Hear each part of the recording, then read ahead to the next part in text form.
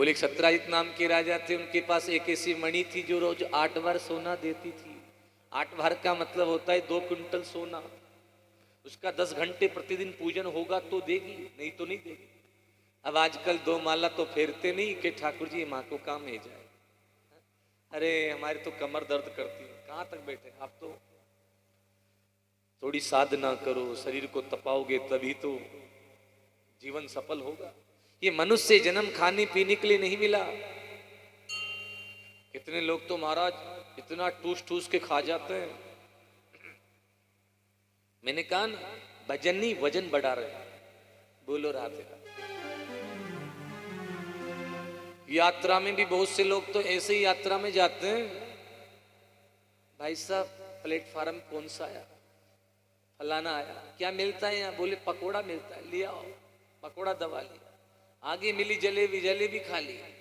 वो पचा नहीं, उसके पहले दूसरा और खा लिया। आंखें गेलियां उल्टा कर लिया। बोलो राधे।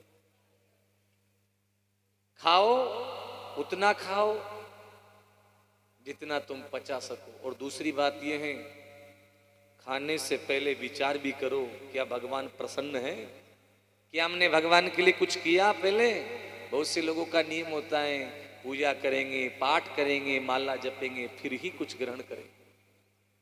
अरे यहाँ तो सुबह उठता ही नाच तो चालू जाओ। बोलो राधे। ऐसा नहीं करो भैया, कुछ त्याग व्यक्ति को भगवान के लिए करो। क्या भरोसा है इस जिंदगी का।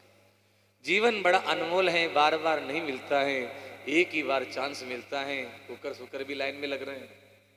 हाँ, उनको भी आना ही, आई मनुष्य बनना है उनको भी एक दिन।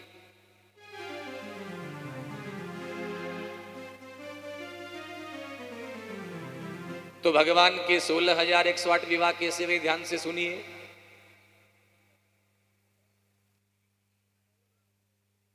तो पहला विवाह किसके संग हुआ? रुक्मणी जी के संग। दूसरा विवाह भालू की पुत्री के संग हुआ। भालू की पुत्री से भगवान का विवाह कैसे हुआ, तो ध्यान से सुनोगे तो समझ में आएगा। भादो सुदी चौथ का चंदा किसी ने भूल के देख लिया हो तो एक कथा ध्यान से सुन लो। हाँ, कलंक नहीं लगे, वरना तो भैया कलंक तो भगवान को भी लगे। बोले जानबूझकर तो ठाकुर जी ने भी नहीं देखा था, वो तो अनजाने में देख लिया। गणेश चतुर्थी के दिन चंद्रमा नहीं देखना चाहिए, उस दिन चंद्र दर्शन निषेध है। सुखाचार्य जी कहते, राजन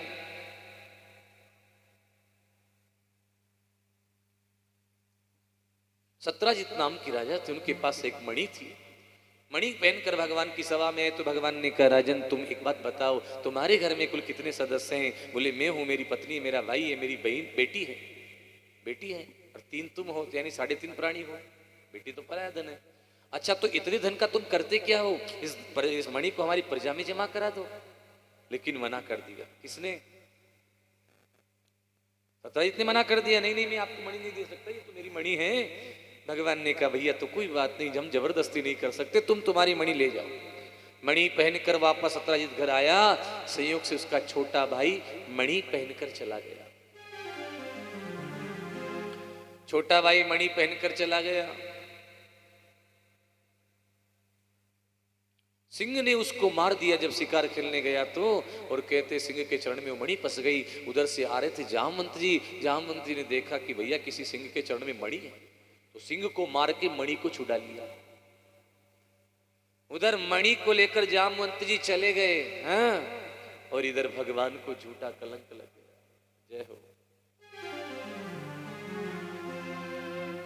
भगवान को रात भर निंद्रा नहीं आई। सत्राजित ने कहा भगवान के लिए, अरे इनकी तो आदत नहीं गई, ये बचपन में तो माखन की चोरी करके खाते थे, अब बड़े हो गए तो मणि की चोरी करने लग गए। सारी द्वारिका की जनता कहती थी, अरे दुष्ट, हमारे प्रभु को कलंक मत लगा, लेकिन उसने तो कह दिया। भगवान ने गर्गाचार्य से पूछा, गुरु जी ये कलंक क्यों लगा है? बोले तुमने भादो सुदी चौथ का चंदा देखा है ना? नहीं देखना चाहिए। आज मणि की खोज में जा रहे हैं। जहां सिंह मरा हुआ था वहां भालू के चरण चिन्ह थे, और जहां भालू के चरण चिन्ह थे आगे गए प्रसेन मरा हुआ था, जहाँ सिंह के चरण चिन्ह थे उनको देखते देखते आगे गए, सिंह मरा हुआ मिला, वहां भालू के चरण चिन्ह थे, उनको देखते देखते गुफा के द्वार पर ठाकुर जी चले गए। एक बालिका उस मणि से खेल रही थी। भगवान ने इतना ही पूछा कि बालिका तुम्हें मणि कहाँ से लाई? बस वो तो रोने लगी और रोती रोती भीतर आई। तो ठाकुर जी भी उसके पीछे पीछे आए और जाम मंत्री ने कुछ नहीं देखा कि कौन आ रहा है कौन नहीं आ रहा है। आते ही भगवान से युद्ध चालू कर दिया। आसिद विशिष्टा 28 दिन 27 रात्रि युद्ध चला। बोलो राधे राधे। और ऐसा युद्ध चला कि जामवंत जी कैसी ठुकाई करी भगवान ने, नस नस ढीली कर डाली। जामवंत जी चरणों में गिर के बोले, प्रभु मुझे तो आज पता लगा है कि आप तो मेरे राम हो। क्योंकि राम अवतार में जामवंती ने कहा था कि प्रभु आपने रावण को मार दिया। वैसे मैं भी अकेला रावण से लड़ सकता था, क्योंकि जब आपने विराट अवतार लिया था तो अकेले ने पूरे ब्रह्मांड की 2 परिक्रमा की, पैदल यात्रा पूरे ब्रह्मांड की। लेकिन जामवंत जी कहते प्रभु अब बुढ़ापा आ गया, फिर भी मेरी इच्छा हो रही है कि अब आपसे मैं 2-2 हाथ करूं। भगवान बोले कैसी बात करते हो, ये राम अवतार मर्यादा पुरुषोत्तम है, यहाँ बात बात पे मर्यादा है, और हम आप तो पिता समान हैं और हम आपसे युद्ध करेंगे, ये कैसा हो सकता है? नहीं, गलत बात है। रामवंत जी ने कहा तो फिर मेरी इच्छा पूरी कब होगी? बोले हम आपकी इच्छा पूरी करेंगे द्वापर युग में, आने वाला है त्रेता के बाद, तो द्वापर में जब हम मणि के बहाने तुम्हारे यहाँ आएंगे वो इच्छा पूरी करेंगे। भगवान तो भगवान,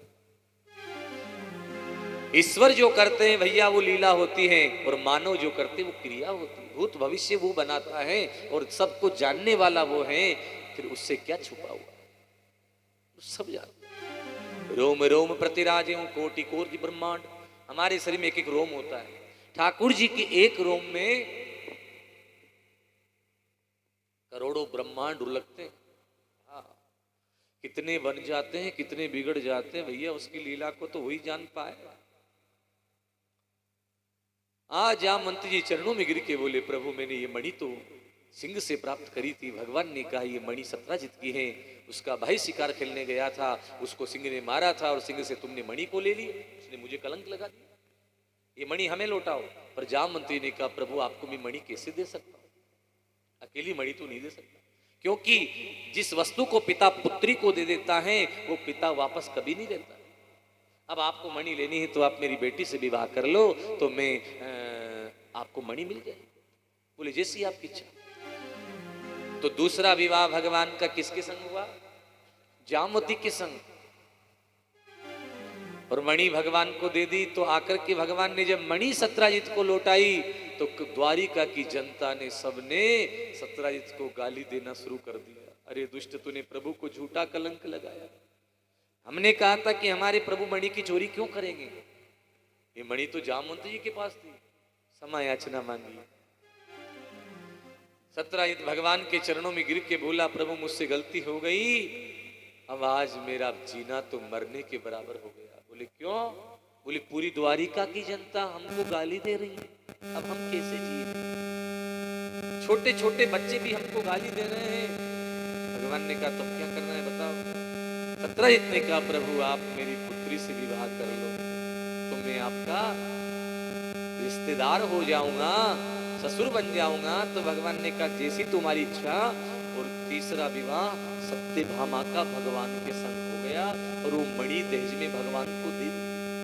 बोलो राधे राधे। क्या करना है अब जीवन में? इन सब धन दौलत मोह माया ये तो प्यारे नश्वर हैं। जिस वस्तु को तुम्हें मिला है उसका सदुपयोग कर लो, क्या पता फिर कल ये लक्ष्मी भी तो चल जाए।